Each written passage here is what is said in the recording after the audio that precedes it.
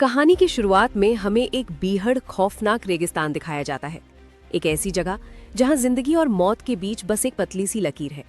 यहाँ ऐसे लोगों को भेज दिया जाता है जो आम समाज के लिए या तो बेकार हो चुके होते हैं या फिर इतने खतरनाक होते हैं कि उन्हें आम इंसानों के बीच रखना मुमकिन नहीं होता। इस रेगिस्तान के एक तरफ है कंफर्ट जोन, जहाँ खाने पीने, रहने और पहनने की हर सुविधा मौजूद है। लेकिन इस चमक दमक के पीछे छुपे हैं ऐसे राज जो किसी जहन्नम से कम नहीं। और दूसरी तरफ है वे लोग जो भूख और मजबूरी के चलते नरभक्षी बन चुके हैं। इनके पास न खाने को कुछ है, न पीने के लिए पानी, इसलिए जो भी इन्हें मिलता है उसे मारकर खा जाते हैं, फिर चाहे वो इंसान ही क्यों न हो। इसी बीहड़ रेगिस्तान में आज एक लड़की को छोड़ दिया जाता है जिसका नाम है आर्लेन, और यहीं से शुरू होती है ये खौफनाक कहानी। आर्लेन को यहाँ छोड़ने के लिए 2 पुलिस ऑफिसर आते हैं, क्योंकि आर्लेन ने कुछ ऐसे अपराध किए होते हैं जिनकी कोई सजा तय नहीं की जा सकती। इसीलिए अब उसे अपनी बची हुई जिंदगी इसी दीवार के उस पार बितानी होगी।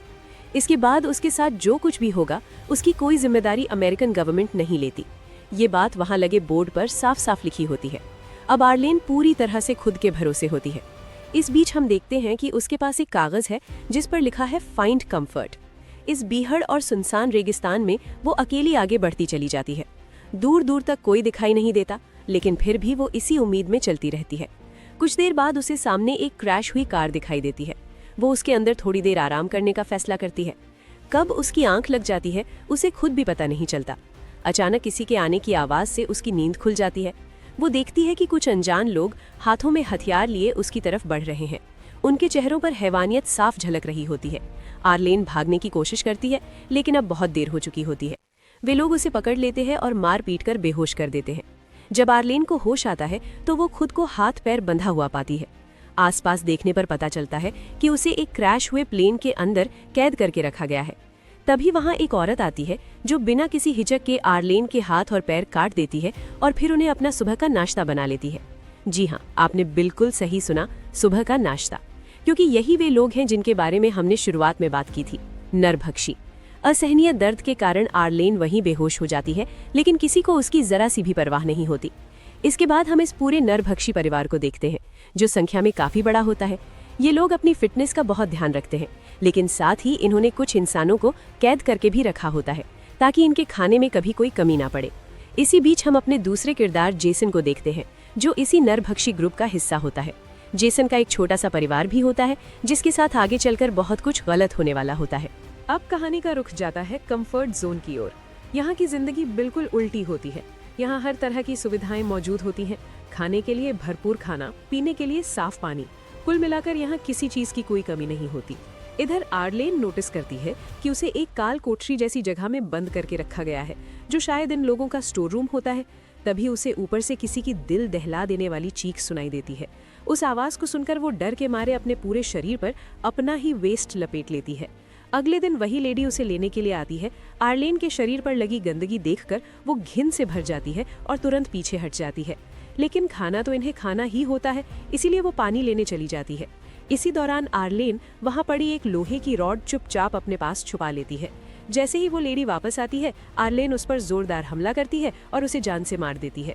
उसे ऐसा करते हुए पास ही बंद एक कैदी देख लेता है, लेकिन वो कुछ बोल नहीं पाता, क्योंकि इन लोगों ने उसकी जुबान उसी सुबह नाश्ते में खा ली होती है। खैर, अब आर्लेन वहां से एक स्केटबोर्ड चुराती है और जान बचाकर भाग निकलती है। वो स्केटबोर्ड पर लेटकर काफी दूर तक निकल जाती है, लेकिन ज्यादा देर तक नहीं। अब वो पूरी तरह थक चुकी होती है। आखिरकार वो वहीं रुक जाती है। तभी उसके पास एक बूढ़ा आदमी आता है, जिसके हाथ में एक ट्रॉली होती है। वो आर्लेन को ट्रॉली पर लात मारकर बैठाता है और उसे खींचते हुए कंफर्ट जोन के गेट तक ले आता है। दरअसल वो आदमी बहुत ज्यादा बूढ़ा होता है, इसीलिए अभी तक आजाद घूम रहा होता है। अगर वो जवान होता तो अब तक किसी की प्लेट में होता। जब कंफर्ट जोन के लोग आर्लेन को इस हालत में देखते हैं तो तुरंत समझ जाते हैं कि ये काम नरभक्षियों का ही होता है। वे उसे अंदर ले जाते हैं, उसकी मरहम पट्टी करते हैं और रहने के लिए उसे एक घर भी देते हैं। आर्लेन अगले 5 महीने वहीं रहती है। अब हम उसे पहले से काफी बेहतर हालत में देखते हैं। उसे एक प्लास्टिक की टांग भी मिल चुकी होती है और अब वो यहाँ सुकून की जिंदगी जी रही होती है। दूसरी ओर हम फिर से जेसन के पास लौटते हैं। वो अपनी बेटी केट का एक स्केच बना रहा होता है, क्योंकि वो एक अच्छा पेंटर होता है। तभी उसकी पत्नी आकर बताती है कि घर में खाना खत्म हो चुका होता है। जेसन अपनी पेंटिंग छोड़ता है और पास ही बंद एक लड़की के पास जाता है, जिसे उसने बांध रखा होता है, क्योंकि आज वही लड़की उसके परिवार का खाना बनने वाली होती है। हालांकि वो लड़की उसके सामने हाथ पैर जोड़ती रहती है, लेकिन जेसन के दिल में जरा भी रहम नहीं होता। वो एक ही झटके में उसका सिर धड़ से अलग कर देता है और फिर उसके शरीर के छोटे छोटे टुकड़े कर देता है। दूसरी ओर एक सुबह हम आर्लेन को देखते हैं। वो अंदर से पूरी तरह टूट चुकी होती है। जब जब वो आईने में खुद को देखती है, उसे अपनी कोई ना कोई कमी साफ नजर आती है। उसके कटे हुए हाथ और पैर उसे हर पल उस दर्द की याद दिलाते रहते हैं। अब वो किसी भी हाल में उन नरभक्षियों से बदला लेना चाहती होती है। इसी इरादे से एक दिन वो बड़ी मुश्किल से एक बंदूक चुरा लेती है। फिर वो कंफर्ट जोन के पीछे वाले रास्ते से बाहर निकल जाती है। वो रास्ता जहाँ से बहुत कम लोग आते जाते हैं। उधर हम जेसन की पत्नी शैलन और उसकी बेटी केट को देखते हैं। दोनों जरूरी सामान ढूंढने के लिए बाहर निकली होती हैं, इस उम्मीद में कि कुछ काम की चीज मिल जाए। कुछ ही देर बाद आर्लेन की नज़र उन दोनों पर पड़ जाती है। वो चुपचाप उनके पास जाकर खड़ी हो जाती है। शैलन डर के मारे आर्लेन के सामने हाथ जोड़ लेती है। वो कहती है कि वो उसे कुछ नहीं कहेगी, बस उसे जाने दे, क्योंकि उसके साथ उसकी छोटी सी बेटी है। लेकिन जैसे ही आर्लेन को पता चलता है कि शैलन एक नरभक्षी है, उसका गुस्सा फूट पड़ता है। आर्लेन कहती है, मैंने भी तुम लोगों से अपनी जान की भीख मांगी थी, लेकिन तुमने मेरे हाथ और पैर काट लिए थे। और बिना एक पल की देरी किए वो शैलन को वहीं गोली मार देती है। केट कुछ समझ ही नहीं पाती कि उसकी माँ के साथ अचानक क्या हो गया। वो बस सन्न रह जाती है। आर्लेन की नज़र उस बच्ची पर पड़ती है। उसे उस पर तरस आ जाता है। वो केट को मारती नहीं, बल्कि उसे अपने साथ लेकर कंफर्ट जोन वापस आ जाती है। रास्ते में उन दोनों को वही बूढ़ा आदमी देख लेता है। वहाँ केट को एक खरगोश पसंद आ जाता है। आर्लेन उसे खरीद देती है और फिर केट को अपने घर ले जाती है। आर्लेन का मन किसी भी हाल में उस बच्ची को चोट पहुंचाने का नहीं होता, क्योंकि वो जानती है कि इस सब में केट की कोई गलती नहीं है। दूसरी ओर काफी देर इंतजार करने के बाद जेसन घर से बाहर निकलता है। उसकी पत्नी और बेटी अभी तक वापस नहीं आई होती। वो उन्हें ढूंढता हुआ इधर उधर भटकता रहता है। तभी उसकी नज़र एक कूड़ेदान पर पड़ती है, जहां उसकी पत्नी की लाश पड़ी होती है और कौवे उसे नोच नोच कर खा रहे होते हैं। ये नज़ारा देखते ही जेसन समझ जाता है कि ये किसी ऐसे गिरोह का काम है जो बच्चियों की सप्लाई करता है। तभी उसकी नज़र उसी बूढ़े आदमी पर पड़ती है। जेसन उसके पास जाता है, अपनी बेटी केट की तस्वीर दिखाता है और पूछता है कि क्या उसने उसे देखा है। बूढ़ा आदमी जवाब देता है, हाँ, लेकिन एक शर्त पर। जेसन पूछता है, क्या शर्त? बूढ़ा आदमी कहता है, तुम्हें भी मेरे जैसा ही एक स्केच बनाना होगा, तभी मैं बताऊंगा कि तुम्हारी बेटी कहाँ है। ये सुनकर जेसन का गुस्सा 7वें आसमान पर पहुंच जाता है, लेकिन वो बेबस होता है। वो वहीं बैठकर बूढ़े आदमी का स्केच बना देता है। इसके बाद बूढ़ा आदमी उसी कागज पर एक शब्द लिख देता है, कंफर्ट जोन। ये देखते ही जेसन समझ जाता है कि उसकी बेटी कहाँ है। और इधर आर्लेन केट को लेकर एक क्लब में जाती है। उसी समय कंफर्ट जोन के सबसे अमीर आदमी की एक बड़ी पार्टी चल रही होती है। इस पार्टी का मालिक होता है जॉन। जॉन असल में पूरे इलाके में पाउडर की सप्लाई करता है। पाउडर से आप समझ ही गए होंगे कि मैं किस चीज़ की बात कर रहा हूँ। उसी से एक टैबलेट बनती है, जिसे खाने के बाद इंसान एक अलग ही दुनिया में पहुँच जाता है। आर्लेन भी वही टैबलेट ले लेती है। इसी दौरान हम केट को देखते हैं। उसके हाथ से उसका रैबिट छूट जाता है और उसे पकड़ने के लिए वो उसके पीछे पीछे चली जाती है। तभी उसके सामने जॉन आ जाता है। वो केट को देख लेता है और उसे अपने साथ अंदर ले जाता है। दरअसल जॉन इस पूरे इलाके का मेयर भी होता है, इसलिए वहाँ मौजूद कोई भी इंसान उसे रोकने की हिम्मत नहीं करता। उधर आर्लेन पर उस पाउडर का असर शुरू हो चुका होता है। उसके आसपास की दुनिया उसे बेहद खूबसूरत लगने लगती है, लेकिन फिर भी वो केट को ढूंढती रहती है। होश पूरी तरह से खो चुकी आर्लेन उसे ढूंढते ढूंढते पार्टी से बाहर निकल जाती है। चलते चलते वो इतनी दूर निकल जाती है कि उसे खुद भी एहसास नहीं होता। उसे ये तक पता नहीं चलता कि उसके बिल्कुल पास जेसन खड़ा है। जब अगली सुबह उसकी आंख खुलती है तो वो देखती है कि उसके सामने जेसन खड़ा है। जेसन के हाथ में आर्लेन का आर्टिफिशियल पैर होता है, जिसके बिना वो चल भी नहीं सकती। इसी बीच जेसन उसे अपनी बेटी केट का स्केच दिखाता है और पूछता है कि क्या उसने इस बच्ची को कहीं देखा है। डर के मारे आर्लेन झूठ बोल देती है, नहीं, मैंने इसे कहीं नहीं देखा। वो झूठ इसीलिए बोलती है क्योंकि अगर जेसन को सच्चाई पता चल गई तो वो उसे जिंदा नहीं छोड़ेगा। लेकिन जेसन को आर्लेन की जरूरत भी होती है, क्योंकि अगर कोई भी नरभक्षी कंफर्ट जोन के पास भी आता है तो उसे वहीं गोली मार दी जाती है। इसलिए जेसन आर्लेन के सामने एक डील रखता है। वो कहता है, मैं तुम्हें सही सलामत कंफर्ट जोन के अंदर छोड़ दूंगा और तुम्हें कोई नुकसान नहीं पहुंचाऊंगा, लेकिन बदले में तुम मुझे अंदर से मेरी बेटी को ढूंढ कर ला कर दोगी। वो उसे साफ चेतावनी भी देता है, अगर तुमने जरा सी भी चालाकी की तो मैं तुम्हें दुनिया के किसी भी कोने से ढूंढ लाऊंगा और फिर तुम्हें छोटे छोटे टुकड़ों में काट कर खा जाऊंगा। आर्लेन ये डील मानने को मजबूर हो जाती है, क्योंकि वो कंफर्ट जोन से काफी दूर आ चुकी होती है और अकेले वापस जाना उसके लिए बेहद खतरनाक था। कुछ दूर आगे बढ़ने पर उनके सामने एक आदमी आता है। वो उसी नरभक्षी खानदान का हिस्सा होता है, यानी वो भी एक नरभक्षी है। वो जेसन से सौदा करता है, इस लड़की का पैर मुझे दे दो और बदले में मैं तुम्हें पेट्रोल दूंगा। जेसन मना कर देता है, क्योंकि अगर उसने ऐसा किया तो उसकी बेटी उसे कभी नहीं मिल पाएगी। ये सुनकर वो आदमी कहता है, देख भाई, मुझे बहुत भूख लगी है, मैं तो इस लड़की को लेकर जाऊंगा, अगर रोकना है तो आकर मुझसे लड़ ले। अब यहाँ अचानक कुछ ऐसा होता है कि जेसन आर्लेन को उसके हवाले कर देता है और पेट्रोल लेकर वहाँ से जाने लगता है। आर्लेन चीखती चिल्लाती है, लेकिन किसी को कोई फर्क नहीं पड़ता। जैसे ही वो आदमी पीठ घुमाता है, जेसन पीछे से आकर उस पर चाकू से वार करता है। वो आदमी वहीं ढेर हो जाता है। इसके बाद जेसन उसका एक हाथ काट लेता है। अब ये दोनों फिर से आगे बढ़ने लगते हैं, लेकिन तभी वहाँ एक तेज रेतीला तूफान आ जाता है। मजबूरन दोनों एक तंबू लगाकर वहीं रुक जाते हैं।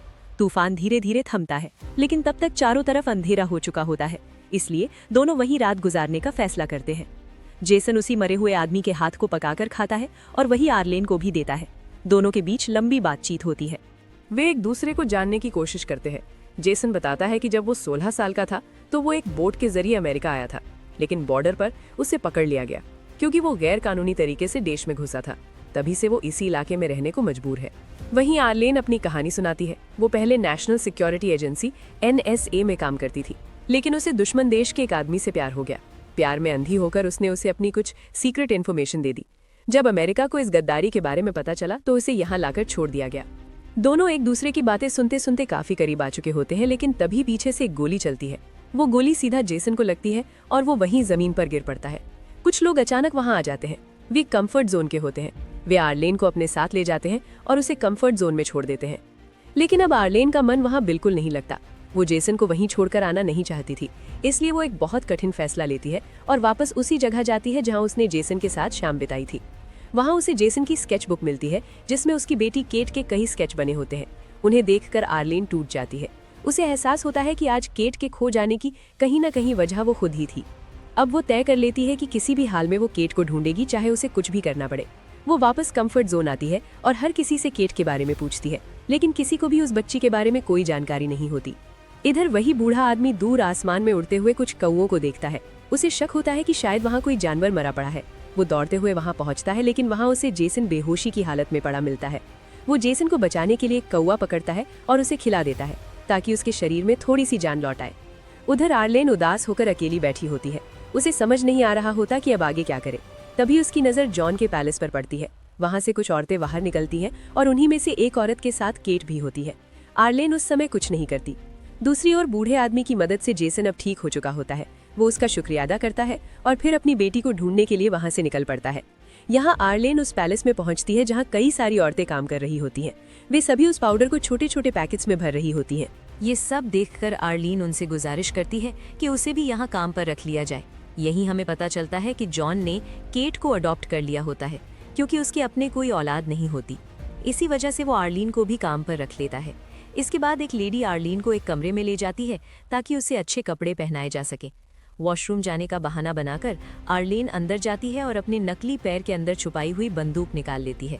फिर वो उसी लेडी को बंदी बना लेती है और उसे अपने साथ जॉन के पास ले जाती है।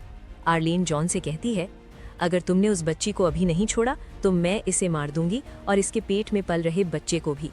ये सुनते ही जॉन डर जाता है। वो बिना एक पल गंवाई केट को छोड़ देता है। केट को लेकर आर्लीन कंफर्ट जोन से बाहर निकल आती है। उसी समय सामने से आते हुए जेसन उन्हें देख लेता है। अपनी बेटी को जिंदा देखकर जेसन की खुशी का ठिकाना नहीं रहता, लेकिन तभी आर्लीन उससे गुजारिश करती है कि वो उसे भी अपने साथ ले चले। ये सुनते ही जेसन भड़क जाता है। वो कहता है, हम लोग नरभक्षी हैं, तुम किसी भी वक्त किसी का शिकार बन सकती हो। लेकिन आर्लीन मना कर देती है।